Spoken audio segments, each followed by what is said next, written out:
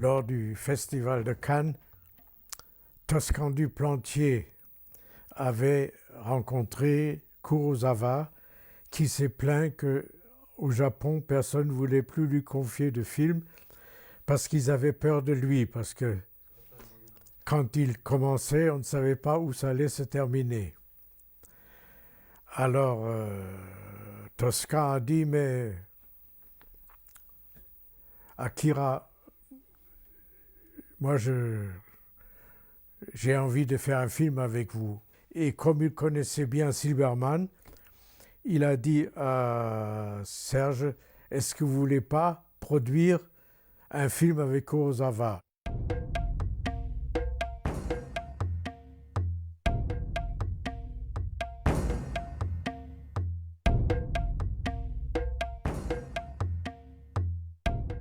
Comme vous le savez, Serge Silberman n'était pas un Français de souche. Il était d'origine polonaise, il venait de Pologne, et il y avait en lui un aspect très internationaliste, il faut bien le dire. C'était pas un producteur uniquement limité à l'Hexagone. Bah, on l'avait vu précédemment avec les films de Buñuel. Et puis ce qu'il y a toujours eu chez Silberman, ce que j'appellerais son aspect grand producteur à l'américaine, tel qu'on en a connu aux États-Unis, de producteurs qui sont littéralement amoureux de leur metteur en scène. On a fait la connaissance de Kurosawa et de son équipe. Et Silberman a dit à Kurosawa, écoutez, je veux bien m'occuper du film, mais à une condition, c'est que Uli Picard étudie le projet et me dise combien d'argent il faut. Et les Japonais avaient prétendu qu'on pouvait faire le film pour 6 millions de dollars. Or, moi, j'ai commencé à faire un dépouillement très précis du découpage, tout ça, et puis j'ai commencé à discuter avec eux et je leur prouvais à de multiples occasions qu'ils étaient totalement dans l'erreur. Et au bout de 4 mois, après avoir donc fait le budget, le plan de travail, je suis arrivé à la conclusion qu'on ne pouvait pas le faire à moins de 13 millions de dollars. Et à ce moment-là, Silberman était à l'hôpital parce qu'il avait eu un accident d'avion avec sa jambe. Je suis allé le voir à l'hôpital. J'ai dit, écoutez, ça, je ne sais pas, c'est 12 ou 13 millions. Il m'a dit, OK, allez-y.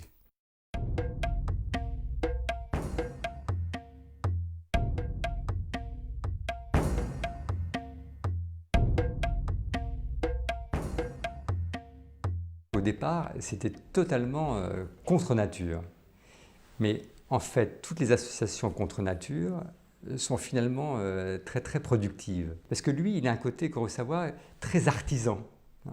Et en fait, l'association Silberman-Picard, Picard qui est son directeur de production, aussi il y a un côté très artisan de ça. On sait comment ça se fait, on sait combien il y a de jours de tournage.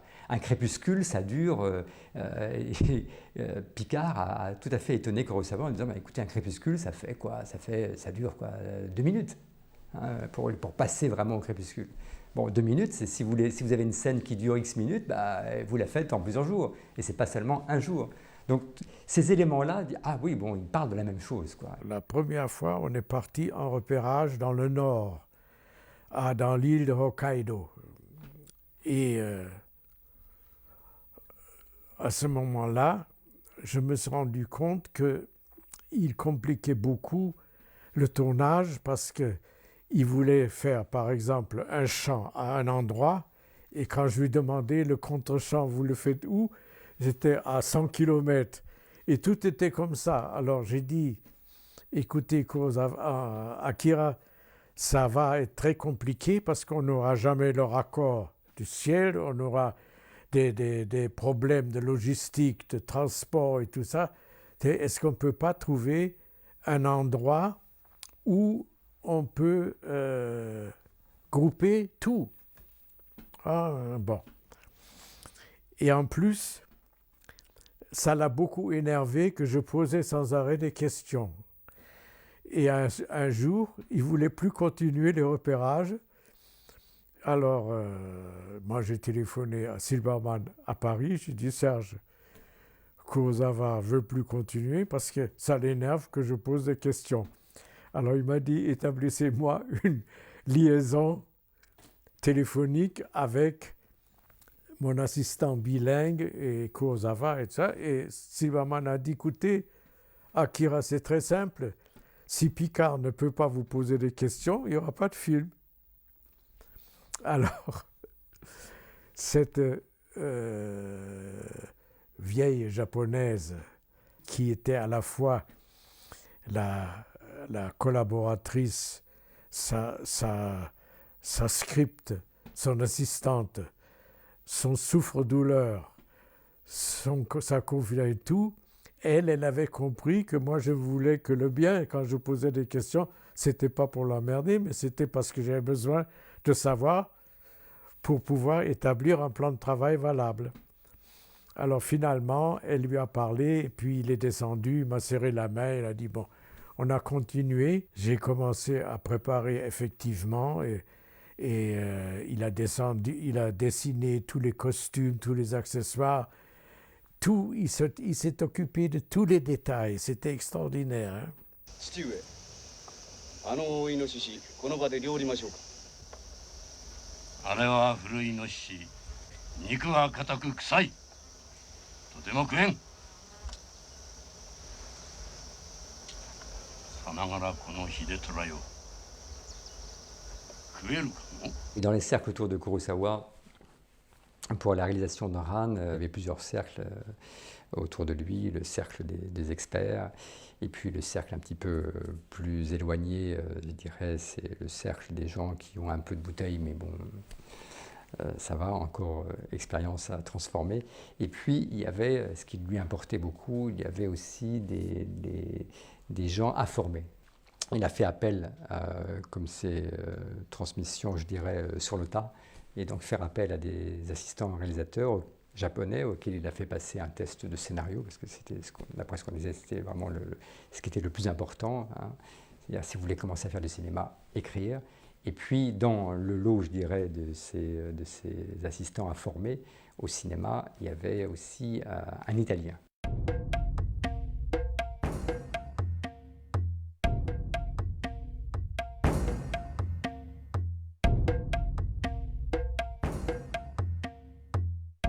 J'ai eu une chance merveilleuse c'est une cousine à moi, japonaise. Elle est une écrivain japonaise. Elle connaissait Kurosawa très bien. Et elle m'a demandé si je voulais travailler avec Kurosawa dans son film. Il était en train de préparer Ran. Tout le monde participait à ce projet avec la meilleure volonté et la disponibilité à tout faire. Les Japonais étaient tous engagés au forfait. Que le film dure 3 mois ou 6 mois ou 9 mois, ils touchaient la même chose. Ils étaient dévoués à Kurosawa, c'était extraordinaire. De la famille au travail et de la participation. Un créateur au Japon, c'est pas forcément le pays de la subvention, hein, le Japon. Hein. C'est vraiment, on est loin de là. Hein. Et tout créateur qui se respecte forme tribu, forme clan tout de suite pour se défendre contre le monde extérieur, mais qui n'en veut pas. Il y a une façon de se défendre, hein, et de former clan, de former famille. Hein, et une famille, par exemple, quand vous êtes dans une troupe de théâtre dit d'avant-garde, entre guillemets, ou même pas d'avant-garde, c'est pas le cas. Mais tous les gens qui sont autour de vous, qui travaillent avec vous, ils sont dedans, mais dedans jusqu'au cou. Beaucoup plus linéaire, sans tous les plans et contre-plans et recommencer plusieurs fois.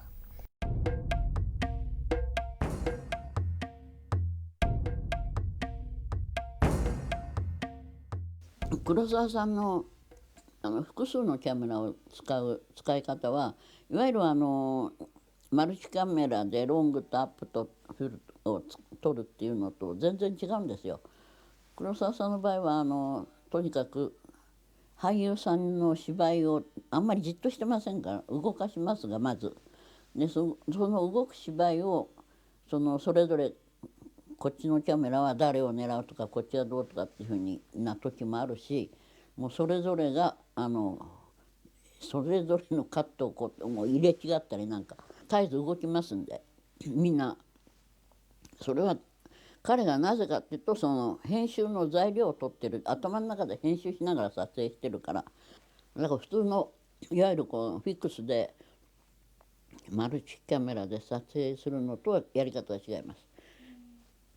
C'est Kurosawa qui choisissait le cadrage tout le temps et de chaque caméra, il passait d'une caméra à l'autre pour s'accorder sur le cadrage, mais quand même le caméraman était très important. Il y a des scènes, Kurosawa racontait toujours de sa surprise quand il a vu dans Yojimbo, il y a la scène où il y a qui est pris un peu de haut, il y a les femmes qui courent et puis il y a Toshiro Mifune qui entre en premier plan.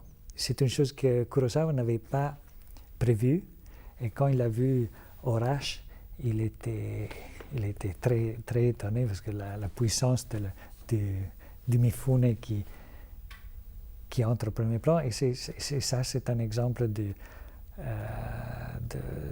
son idée d'avoir un caméraman qui a une vision très forte et d'avoir confiance en lui. Mais aussi, il a introduit des grandes nouveautés dans l'industrie du cinéma japonais. Au commencement du fameux épisode de Rashomon, quand il a visé le soleil, qui était une chose absolument interdite et taboue. C'était tous les jours l'attente du soleil. On tournait pendant l'été, mais quand même il y avait toujours des nuages qui passaient. Et on attendait, on était assis, tout était prêt et on attendait le soleil.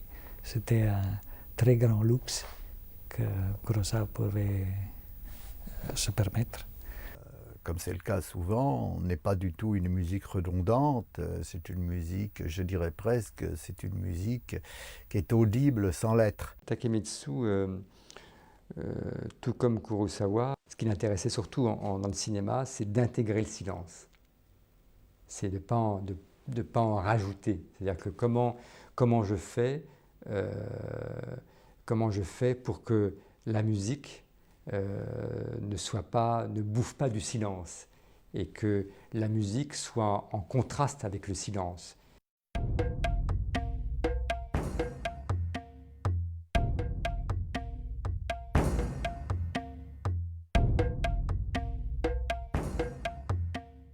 Pour Takemitsu, l'intensité ne vient pas de la quantité, c'est-à-dire pour donner une impression très forte, une intensité, on n'est pas obligé de faire un grand son. C'est-à-dire pour lui, la grande sonorité et le son infime sont équivalents. Musique tonale, si on veut parler du langage musical, mais on ne sent pas qu'il y a un début et une fin dans cette musique. Ça, c'est le génie de Takemitsu. On sent une musique qui se répète, qui est lancinante. Ce thème revient, il est envoûtant, il est méditatif et en même temps, il y a un côté rituel et il exhibe l'horreur. La musique, pour lui, ne s'arrêtait pas seulement à faire une musique de film, mais c'était aussi les objets du quotidien. C'est-à-dire que quand est-ce qu'ils devaient monter, quand est-ce qu'ils devaient descendre, c'était quoi la hauteur de leur son, de ces objets du quotidien, de ces batailles. Takemitsu a obtenu l'autorisation de Kurosawa de donner son avis sur la qualité de la bande-son du film. Et donc, il y a certains passages, j'imagine, il ne précise pas, mais où on entend le bruit, certains bruits. Donc, il a donné son avis. Évidemment, c'est un génie musical et donc il avait quand même une oreille extraordinaire. Je me rappelle, j'étais très curieux de voir comment il allait faire la scène. Et je crois qu'il n'avait pas tout à fait décidé jusqu'au moment d'aller au tournage, parce qu'on parlait de ce merveilleux kimono qui est une chose extraordinaire, qui coûtait un chiffre absolument incroyable. Et c'était dommage de le salir. Il a pensé à cette façon de tourner. C'était une très grande idée, parce que comme ça, on a sauvé le costume. Et quand même, on a eu cette émotion très forte. Là. Pour décapiter, on ne coupe pas avec le bout de la lame. Ça ne coupe pas le bout de la lame. On coupe avec le milieu de la lame. Hein. Et donc, Kurosawa a demandé à Kurogane, je crois qu'il la décapite, d'aller beaucoup plus près. Mais il avait un sabre en bambou, il n'osait pas. Donc, d'aller plus près pour essayer d'être dans le sens du geste. Il y a une gestuelle qui est assez importante. On peut la simuler aussi, mais il faut simuler l'impact de la gestuelle. Il y a un impact de gestuelle qui est très très important. Il fallait qu'il soit un véritable bouffon. Il fallait qu'il soit à la fois qui possède son art de cette danse historique, hein, et donc des gestes.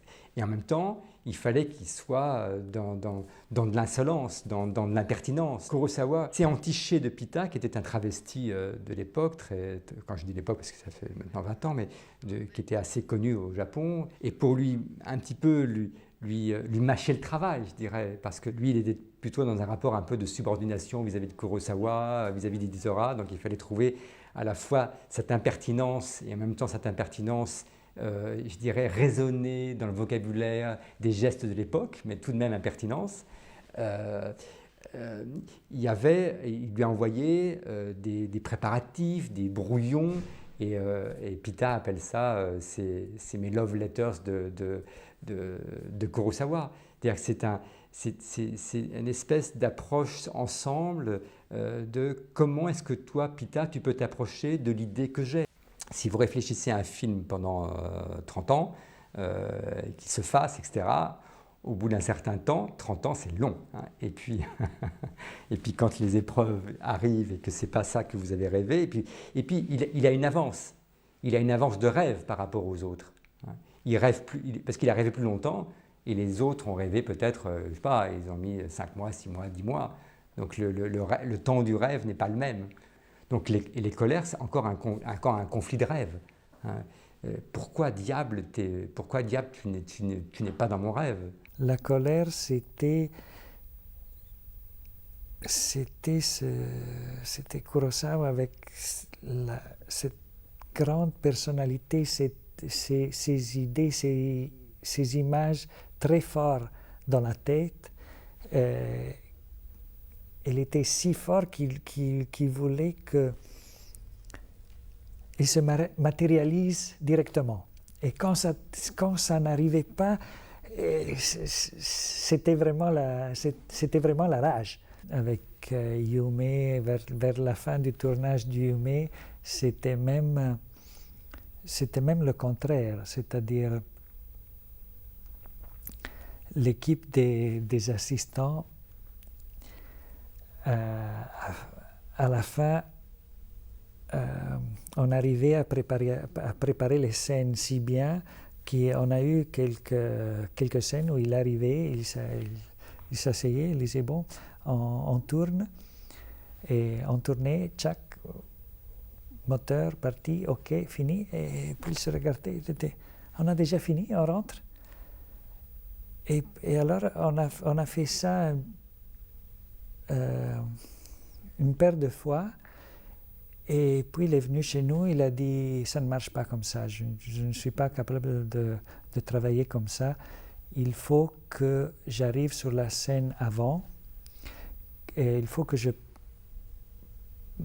je dois prendre part à la préparation parce que je dois entrer, je dois souffrir, je dois entrer beaucoup plus dans la scène. C'était une souffrance, mais dès la souffrance, c'est où les meilleures choses sortaient. Le tournage de Ran, la femme de Kurosawa est morte. Ça a été une chose qui l'a frappé quand même, parce que c'était sa femme, elle a été toujours à côté de lui.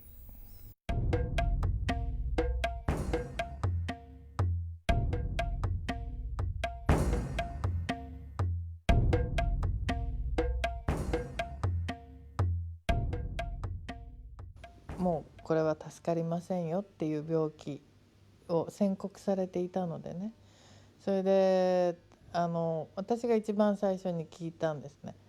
うちの父はランのもう準備とか撮影に入っていたので、それで言ったんですけど、うちの父はもう一言「あ、そうか分かった」って言っただけで、明治の人だから感情をねあらわにすることもなかったですけど、それはもともとはすごくセンチメンタルな人だからね、一人でいる時にはすごく泣いたり飲んだりしていたのかもしれないし、何日間か付き添ってうちの母が亡くなって、でその時もおいおい泣いたりとかそういう人ではないですから。でもやっぱりなんかうちの父がうちの母の臨終の時になんか病院の窓から外を見ててね、でそこがちょうど自分が学生時代に通った土地だったんで、なんかその背中がねすごくかわいそうだなっていうふうには思いましたよね。